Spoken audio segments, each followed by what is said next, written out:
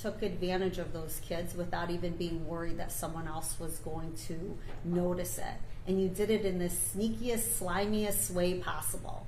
You touched them when they were sitting on your lap. How disgusting is that? How disgusting are you?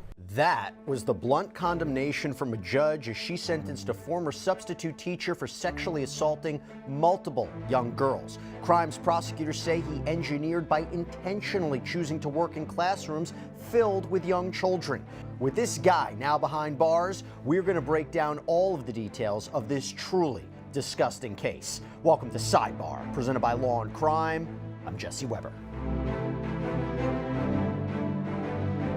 Hey everybody, this is another Law&Crime legal alert. Did you know that children are being diagnosed with serious conditions like type 2 diabetes and non-alcoholic fatty liver disease, and the research is potentially linking ultra-processed foods to all this? Yeah, well, Morgan & Morgan, they're stepping in to fight to hold these food companies accountable. With decades of experience fighting large corporations, they're ready to stand up for the families who deserve justice. So if your child under 21 has been diagnosed with type 2 diabetes or fatty liver disease, then visit www.forthepeople.com/food or scan the QR code on screen to learn more. A former Oakland County, Michigan substitute teacher will now spend at least a decade in prison after being convicted of sexually assaulting multiple young girls, with prosecutors revealing that he deliberately chose elementary school to prey on children. Right, that's where he wanted to work. 61-year-old Timothy Allen Daugherty was sentenced on July 8, 2025 to at least 10 years in prison for assaulting girls that were as young as 9 years old at Spring Mills Elementary School in Highland Township, Michigan. And this is a case that has exposed systemic failures. It has left families grappling with lasting trauma, with one mother telling the court she is haunted by her decision to send her child to a school where she had to face her monster every day.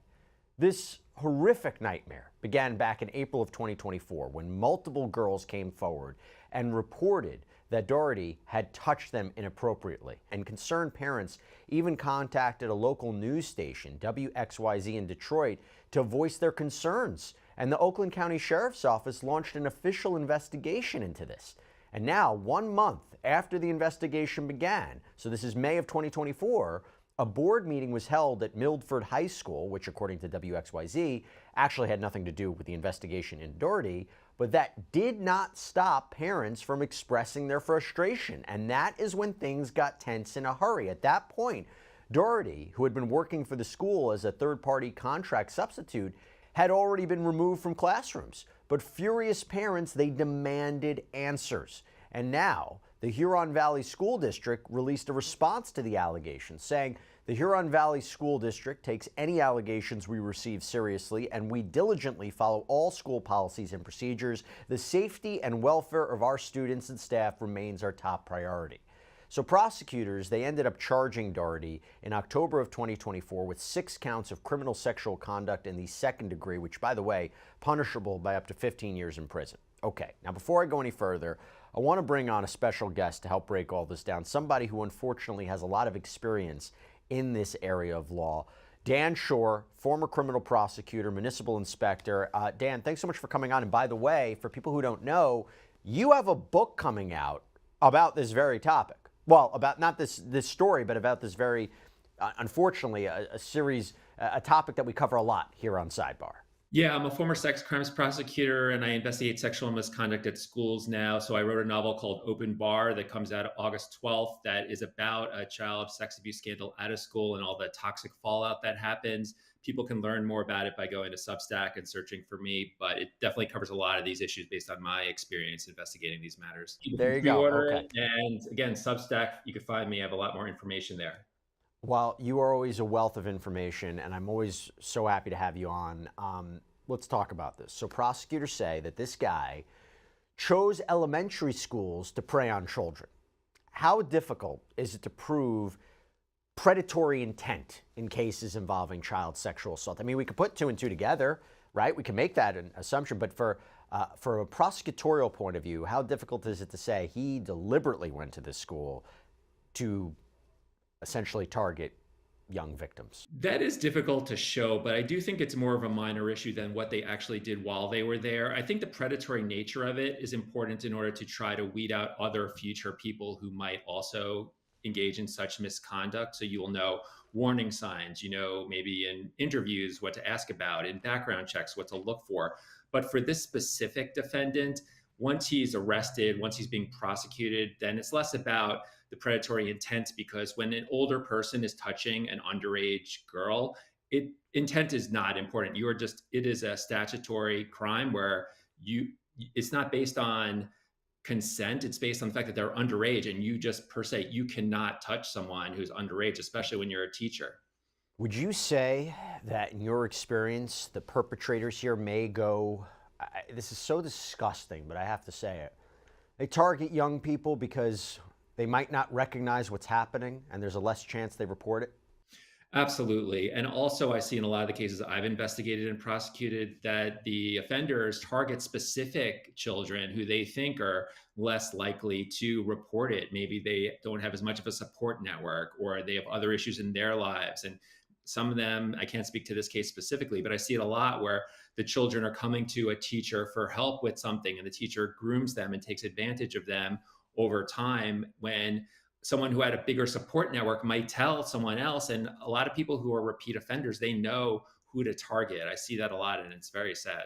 Is it tough to corroborate these cases when you have young victims? How do you corroborate it? Is it literally at a trial you have to put these young children on the stand? And then what do you do next? That's a great question, and it's really challenging. I've prosecuted cases with children as young and younger than these children. And first of all, this type of crime is almost always done in private, because that's the very nature of the crime, where a teacher gets a student alone who's underage, touches them inappropriately. And cases that involve touching, you're not going to see forensics that you would look for in other types of sexual misconduct, such as evidence of penetration or semen or DNA, things like that. So these cases are really difficult if they involve touching in private. There's no forensics. But what do we look for? We look at, first of all, cross corroboration. If multiple students are saying that the same thing was done to them, then that could be cross corroborative. Also, who did someone talk to? Very often people, even kids, they don't report it to authority figures because they're afraid of getting in trouble themselves, but they might have told a friend about something, even if it's a general comment, telling a friend, this teacher makes me really uncomfortable. And that could be corroborative also of something happening. But ultimately, as you talked about, often if you go to trial, you need to have the kids, and they are kids, on the stand testifying. And that can be re-traumatizing. That can be extremely scary. And I've had to prep kids to do that before they testify. And it's very challenging. This guy worked as a third-party contractor. What are we talking about in terms of background checks, oversight, to know who we're letting into our schools? Right. So usually a school, if they're making a hire, they're going to do their own background check. Usually they outsource that to a background check company. But very often when they're contractors, they rely on that contractor to vet the people that they're supplying as substitute teachers or other positions. So the question would be, what kind of background check was implemented? But sometimes background checks just don't find information that's helpful and that would stop someone like this from being assigned to a school. For instance, if someone had never been arrested, if they never had a civil suit, if they never gotten in trouble at another place of employment, if they never put anything disturbing on social media, then a background check wouldn't find if they just have this secret proclivity that isn't publicly known. Nevertheless, background checks are extremely important when schools are hiring people or for third-party contractors. You think 10 to 15 years is sufficient for a charge like that, even if that's, the maximum that's allowed under the law? It does. Look, anyone going to prison for 10 to 15 years, that's a serious incarceratory sentence. But it does seem on the lower end of what I've seen from other cases when someone has sexually abused multiple people. But this judge went through the whole trial, heard all the evidence. So definitely the judge is in a much better position than we are to say what's appropriate at a sentence. And at the sentencing, the judge certainly was very stern with this defendant and took it very seriously. Well, let's talk about that a little bit more. So Daugherty appeared for this preliminary hearing on October 23rd, 2024, where Fox 2 Detroit reported that 3 children took the stand to testify about what he did to them.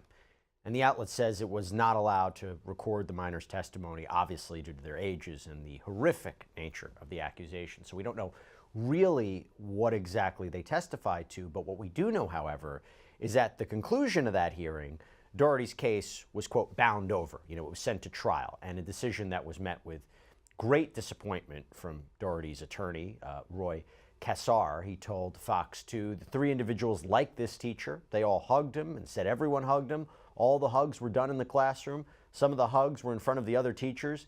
It wasn't until one of the other students found or talked to her mother, who said it might be inappropriate, that all of a sudden they started to think this may have been inappropriate touching. Now, despite his attorney's defense claiming that the incidents were merely innocent hugs, the jury saw through it, and they convicted him in May of all 6 counts of criminal sexual conduct.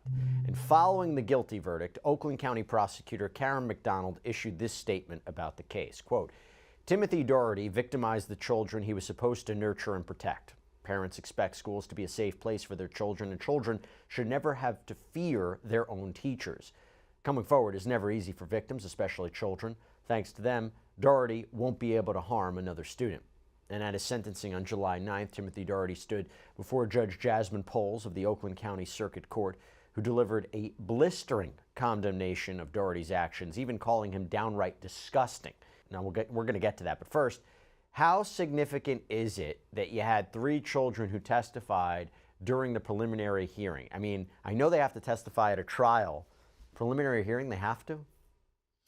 It depends on the state law. I assume that the prosecutor would have had them testify if they didn't feel it was necessary, because prosecutors generally don't have, especially boys and girls who are underage, testify unless it's needed. So They must have felt it was important to keep the case going and to move forward to the next stage.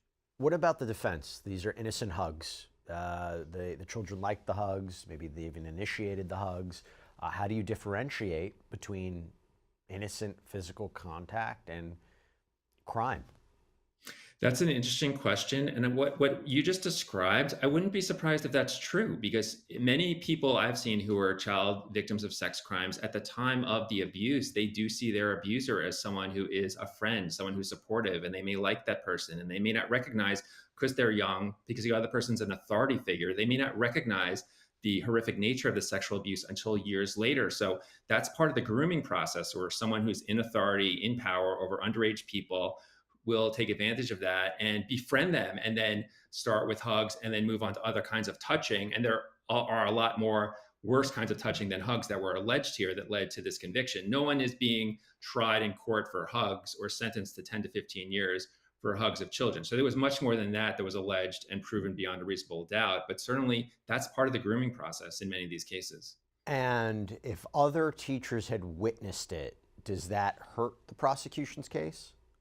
I don't think it really does one thing or the other, because, again, part of grooming, especially of underage people, is engaging in what would be seen by a third party as innocent type of physical contact, but then in private, escalating it to another level. I've seen that time and again in many cases that I've prosecuted and investigated. So it would not surprise me, because I've seen it elsewhere, if a teacher did do what looked like innocent hugs in front of other people, but then in private used that boundary blurring behavior to then take it to the next level and engage in what here was proven beyond a reasonable doubt, which was sex abuse that was extremely disturbing.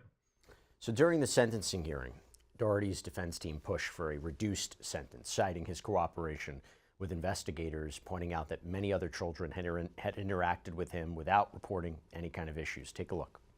I want to reiterate, Your Honor, that Mr. Daugherty was working as an elementary school teacher for 12 years. And over that span of 12 years, he was in contact with over 1,000 children. Nobody from any other school came forward. There were no other allegations from any other school. He never made any threats. There was never any victim asportation. There was no secrecy, and he fully cooperated with the investigation. Like I said, he has a supportive and loving family who are here and will continue to support him. So I'm asking, Your Honor, to sentence Mr. Daugherty to the low end of the sentencing guidelines at 36 months. Thank you. But prosecutors, they pushed back, and they pushed for the maximum sentence, arguing that Daugherty's crimes went far beyond typical sentencing guidelines. Defendant Daugherty was uniquely aware of his sexual proclivity for children. He is the one who knew. And he chose to work at an elementary school. The children trusted him, they liked him, they hugged him, and he repeatedly sought sexual contact. And so I stand before you arguing that the people assert that the advisory guidelines in this case are not appropriate, and we ask this court to exceed them. Thank you very much. And prosecutors requested 10 years, so the maximum sentence that the court could impose. Dan, back to you. How common is it for the defense teams to argue for reduced sentences and it being effective? Because, you talk about these crimes and you would think somebody, a layperson, would look at it and say the judge should throw the book at these people, right? But is there times when mitigation does weigh in the defense's favor and the judge is convinced? Well, I see a lot of defendants and their attorneys say, well, look at all these other people who I interacted with without any problems. And I never find that to be a powerful argument. That's as if I was walking down the street and I stole your wallet. And then as a defense, I said, well, I'm going to call all the other people on the street whose wallet I did not steal to show that I walked by them without stealing anything. And that's not really helpful information. But I see that in a lot of cases. I investigate sex abuse cases, sexual harassment, and a lot of times the defense is, well, here are all these other people who I did not offend and I did not act improperly with. But that's not what this case is about. It's about these children. And here you have multiple children who testified, and they did so persuasively. That's what led to the guilty verdict here. So I think that those arguments are standard arguments, but it's very rare for them to be convincing and helpful, I think. Can you explain how sentencing guidelines generally work, maybe in Michigan, for criminal sexual conduct? Are judges bound to follow them strictly? Can they deviate? I'm not sure about the flexibility there because I was a New York prosecutor and I prosecuted sex crimes there, but certainly the standard way is that there's usually some range of sentencing so judges don't have just carte blanche to do whatever sentence they want. And it's really important because we want some standards in society. It's important in a free and fair society to have some kind of consistency so you don't have one person who commits the same crime get a wildly different sentence than someone else. But you do want some flexibility because you want the judges to take into account certain exacerbating facts or mitigating factors that maybe lessen the offense. They don't excuse the offense, but they might make a lesser sentence justified. So usually there's some standard range and then there's some flexibility. And when I was a prosecutor, I would often make those arguments to a judge about what I thought was the appropriate sentence, and the defense attorney would argue for a much lesser sentence, and the judge would then make a decision. So this sentencing hearing reached its most emotional moment as parents delivered gut-wrenching victim impact statements, laying bare just the lasting trauma that Daugherty inflicted on their families. In fact, one mother, her voice breaking, expressed guilt. I made her go. The guilt I feel for making her go to school and facing her monster is eating away at me. Timothy Daugherty used an elementary school as his hunting ground for his assaults. Once I learned of what happened to my daughter, I allowed her to stay home many times, as I did not know how else to help her, to make her feel safe. Her schooling was affected badly. She missed a lot of days, 35 plus. Her grades dropped. She didn't sleep well. To this day, she still wakes up with nightmares and comes to my room in the middle of the night to feel safe. She gets angry, frustrated, sad, and fearful so easily now. It's hard for her to trust others, as he was supposed to be someone she trusted. Our anger will linger on. Our guilt of not being able to protect so many children, including our own, will haunt us. You know, Dan, hearing parents express their pain, guilt, anger, mixed emotions, how important is that for sentencing? How important is that also from a human point of view, healing and saying this in an open forum? Yeah, well, first of all, the victim impact statements are very important for sentencing because, again, there's mitigating factors, there's other factors that make a sentence, maybe you need a harsher sentence. And for someone to be able to tell the judge, this is how it impacted me, or this is how it impacted my child, that's really persuasive sometimes for a judge to be able to hear the real human impact on it. That's not just about an indictment and words on a page, that there are real human beings here. And for that mother, it's heartbreaking talking about feeling guilty, sending your child to school where they were abused. And whether, I'm sure the parents had no idea this was going on, but there's always going to be that feeling of putting your child in harm's way. And remember, when kids are sent to school, kids are told, behave, trust your teachers, listen to your teachers. If your teacher tells you to do something, you should do it. And that's often how these predators take advantage of students, because they know they're there and they're told to listen to your teachers and behave. So if you're young and you don't know what's right or wrong, and your teacher's blurring the boundaries of appropriate touching, that's really difficult for someone this young to really understand, and also be brave enough and have the strength to report when they don't know what's right, what's wrong, and how they're going to get in trouble for reporting. So that's a big concern I hear a lot. And then we heard from Daugherty, so the defendant, his turn to speak, and he delivered what could only be characterized as an attempt at an apology. It becomes a question if it's hollow or not. I'd like to say I'm sorry for the situation that's involved with these children and all the families that are involved.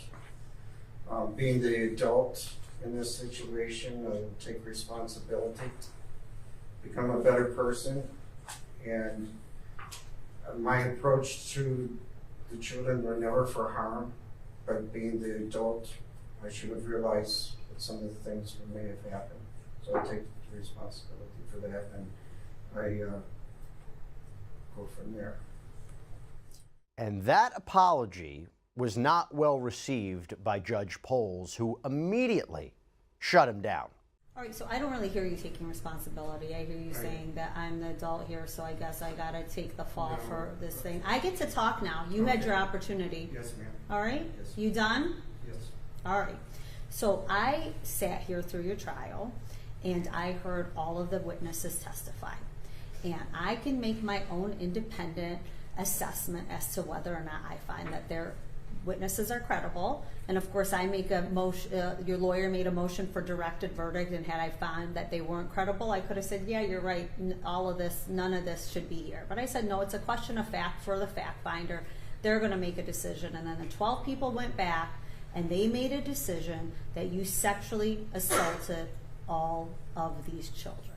And by the way, her anger only grew as she dismantled his excuses piece by piece. We all know what you did now, because we heard them testify, and 12 of your peers found you guilty of it. So there should be no more confusion moving forward.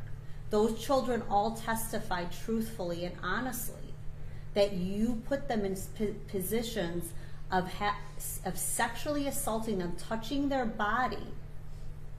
They're children, and you're the teacher. It's everybody's worst nightmare. You put these parents in a difficult position. You have their children being sexually assaulted. And then came the judge's most devastating blow, accusing Daugherty of calculated deception. So you knew exactly what you were going to do in that school, and you took advantage of those kids without even being worried that someone else was going to notice it. And you did it in the sneakiest, slimiest way possible. You touched them when they were sitting on your lap. How disgusting is that? How disgusting are you as you stand before this court? So Judge Poles sentenced him to the maximum penalty of 10 to 15 years in the Michigan Department of Corrections. And despite being convicted on 6 separate counts of second-degree criminal sexual conduct, the sentences will run concurrently, meaning Daugherty will serve them simultaneously rather than back-to-back one after the other. The judge also ordered that he permanently register as a sex offender, and if he's granted parole after serving the minimum of 10 years, he'll be released under lifetime GPS monitoring, ensuring authorities can track his movements indefinitely. You know, Dan, we hear judges make statements. This one was a little bit different.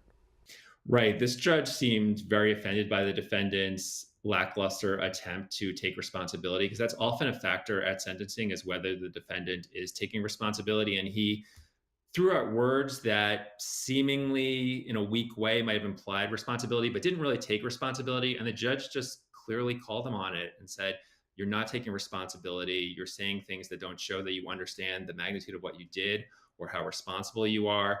And there was one part where the defendant tried to speak again, and the judge shut the defendant down and said, no, you had your chance to talk. Now I'm going to talk, and I'm going to tell you why what you did is so horrific. So this judge definitely did not take well the defendant's attempts. And, you know, if someone's going to take responsibility, I've seen this in court. Sometimes people try to take responsibility, but they do it in such a way that doesn't sound sincere, and judges don't like that for good reason. I don't know if the judge was restricted. I don't have a reason to believe this, but you could have, there was a possibility, I guess, you could have sentenced him to consecutive sentences, unless there's some prohibition under the law, which again I'm not aware of. But what would be the justification for doing it concurrently and not consecutively? That's an interesting issue that comes up in a lot of these cases with multiple victims. And often it's the judge looking at the total time of incarceration versus what they're accused of doing. And if you're going to run 10 to 15 years concurrently, then you're talking decades in prison. And maybe the judge didn't feel that was appropriate for this crime. But a lot of it is also based on local state law, which can deviate based on the crime and based on other factors. Sometimes the judges look at prior criminal record. If someone didn't have any criminal record in the past, it's less likely that their crime is going to lead to consecutive sentences. So those are some of the factors that judges consider. But it's a huge difference if you get consecutive sentences and you're talking about when one's done, you're then serving the other. That's a huge difference than running them all concurrently. So 10 to 15 years, chances he gets parole in 10 years. Right. So he is, I believe, early 60s now, right? So he would be a decade older. Certainly he's never going to be allowed to teach again. There'll be sex offender restrictions on being around other kids. Usually that involves where they could live, where they could work, where they can socialize. So there'll be a lot of enforcement, hopefully, of that. Some states are better than others in enforcing those conditions, but that's why we have sex offender parole for people in every state in the country. And it's really important to monitor people so that they don't just fall through the cracks and are able to offend again easily. And before I let you go, how effective is, I don't know, a lifetime of GPS monitoring, watching somebody, prevent the sex offender registry in preventing recidivism, in your opinion? Is this a challenge for law enforcement, or do you think that this actually does a good thing? I think it's a good thing. I think that it's not something that is complete. And I think sometimes it gives people too much of an assurance. People think, well, if there's a sex offender near me, they'll be on the registry and someone will find out and someone will take care of it. And that's not true, because people don't always follow through with sex offender conditions they're required to follow. And different states have different levels of enforcement.